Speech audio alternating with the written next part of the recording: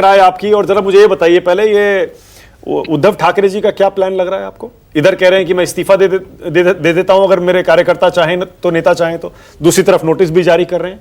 क्या स्ट्रेटजी लग रही है उनकी? नहीं देखिए, जो उद्धव जी का नोटिस है तो मुझे याद आया कि जब आप गर्मी में निकलते हैं और आपके पास छाता नहीं होता तो आप जेब से रुमाल निकाल के सिर पे रख लेते हैं और सोचते हैं कि अब जो सूर्य भगवान की किरण है ना, वो आपके रुमाल को बेध के आपके दिमाग को गर्म नहीं कर पाएगी।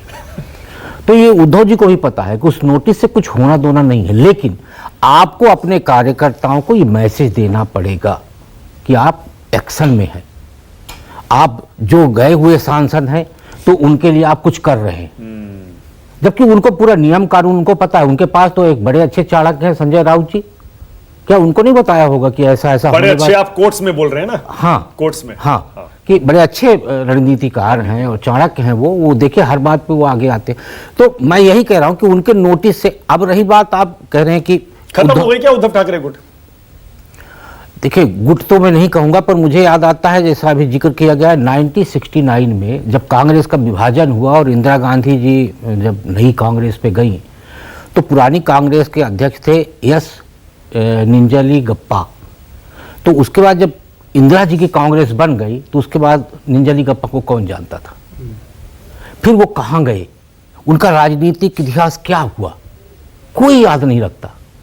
तो आज एकनाथ शिंदे के हाथ में यदि पूरी बागडोर आ गई है कि चुनाव आयोग कह रहा है कि तीर कमान आपके पास रहेगा और सारे सांसद आपके पास हैं, विधानसभा चुनाव में जो आपके शिवसेना के वोटर है वो एकनाथ शिंदे के साथ बहुतायत में गए हैं। भाई लोकसभा में ठीक है उद्धव के साथ गए, लेकिन विधानसभा में वही वोटर तो एकनाथ जी के साथ गए। तो ऐसे में आज शिवसेना किसके पास है? एकनाथ शिंदे जी के पास है। तो आज की डेट में तो आपके उद्धव ठाकरे जी हमको निंजली गप्पा ही दिखाई दे रहे। तो आगे के भविष्य देखिए, राजनीति एनसीपी भी टूट सकती है क्या? रिपोर्ट्स आ रही हैं और इसमें सुप्रिया सुले का वो पब्लिक स्टेटमेंट जोड़ लीजिए। वो कह रही थी बड़ा अच्छा संजय जी ने कहा है, संजय राउत जी ने, कि मर्जर कर जाना चाहिए कांग्रेस से निकली पार्टियों को। देखिए, उसमें क्या है कि अब सबसे बड़ा जो स्टेक है वो सुप्रिया जी का ही है। 8 सांसद है, 8 सांसद के साथ साथ उनका भविष्य भी तो दांव पे लगा हुआ है। लेकिन आप इसमें ये सोचिए, सबसे महत्वपूर्ण इसमें पॉइंट ये है कि क्या सुप्रिया जी की पार्टी को यानी एनसीपी को दूसरी एनसीपी में मर्ज करने के लिए क्या सुनेत्रा पवार इतनी पावरफुल हो गई है क्या?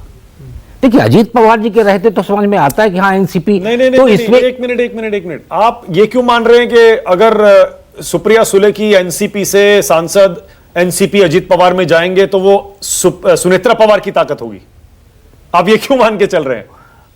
मैं वही आप ये क्यों नहीं मान के चल रहे हैं कि जो विपक्ष आरोप लगाता है कि ये तो पीछे से बीजेपी का खेल है, सारा ऑपरेशन लोटस है ये? नहीं, मुझे लगता है उसका एक कारण है, क्योंकि सुनेत्रा पवार की जो एनसीपी है जिसको वो हेड कर रही है वो सत्ता में है और ये सत्ता के बाहर है। तो जब ये मर्जर होगा तो एक इसी तरह का संदेश जाएगा कि वो ज्यादा पावरफुल है, आप मर्ज कर रहे हैं उस पर। मुझे लगता है, मेरा अपना विश्लेषण। देखिए, नाम तो पॉलिटिकल तौर पे आप देखेंगे तो सुनेत्रा पवार नेता है एनसीपी अजीत पवार की, और जब शरद पवार एनसीपी के सांसद सुनेत्रा पवार एनसीपी के में शामिल होंगे तो लीडरशिप किसका बढ़ेगा? सुनेत्रा पवार का बढ़ेगा। देखिए, एक जो पॉलिटिकल मैसेज है वो तो यही जाएगा ना कि सुनेत्रा पवार ज्यादा पावरफुल है।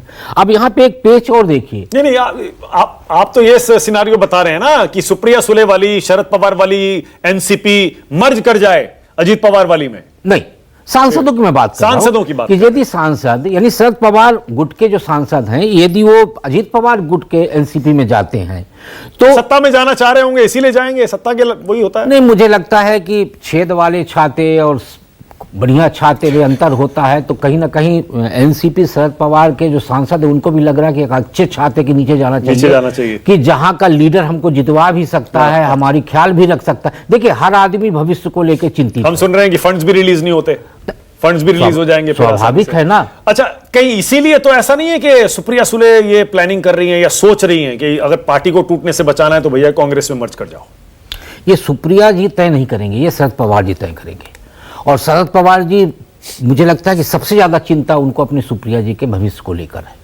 और उनको पहले हम लोग, आपको याद होगा मानक जी, पहले हम लोग चर्चा सुनते थे कि सुप्रिया जी और एनसीपी जो है गठबंधन करने वाली भारतीय जनता पार्टी के साथ। और आप याद करिए जब देवेंद्र फडणवीस को समर्थन देने से उद्धव ठाकरे मना किए थे तो कूद के शरद पवार आए थे कि हम बाहर से समर्थन देंगे, याद है ना आपको? तो उस समय पर एक पहल हुई थी कि हम चले जाएं एनडीए के साथ, लेकिन ब्रेक लग गया था।